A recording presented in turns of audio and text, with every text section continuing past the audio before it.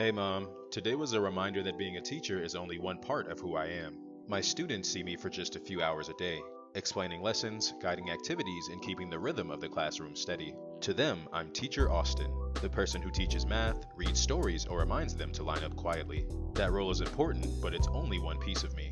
After the school bell rings, I step into a life they don't see. Today, that meant hopping on my bike, wandering into an unfamiliar neighborhood, and discovering a small pasta restaurant tucked away on a quiet street. This discovery became a gentle reminder. I am also a learner, an explorer, and someone who continues to seek joy and discovery outside the classroom. That thought opened up another layer of perspective. My students also carry lives I will never fully see. I know them in the classroom. Their handwriting quirks, the way they light up when they finally solve a problem, and the way they lean on each other for encouragement. But once they leave school, their worlds expand in ways I can only imagine.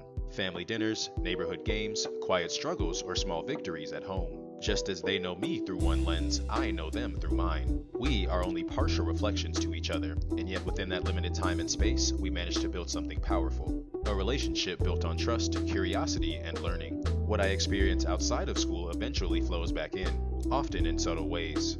When I take time to explore a new part of Chiang Mai, when I try new flavors, and when I notice the details of the world around me, it gives me fresh energy to bring to the classroom. Exploration rekindles the sense of curiosity I want my students to hold on to.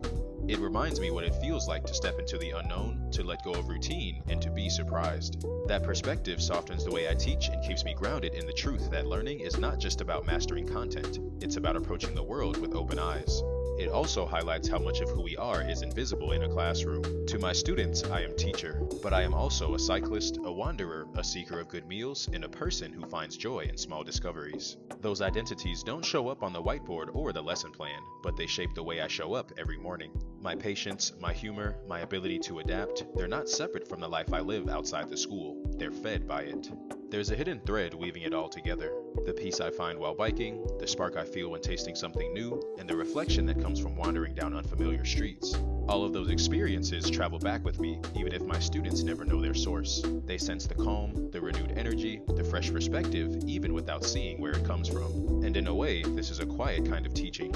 I often urge my students to stay curious, to keep exploring, and to never be afraid of trying something new. By living those values myself, by choosing to explore the city, to embrace discovery, and to keep learning in my own way, I'm modeling what it means to live as a lifelong learner. They may not see me sitting in that restaurant or pedaling through back streets, but they feel the ripple effect of those choices. Who I am outside the classroom makes me a better teacher inside it, and who my students are outside of school shapes who they become within it. And in that hidden balance lies the beauty of teaching. I finished my pasta and that was it for my night. Okay, love you. Bye.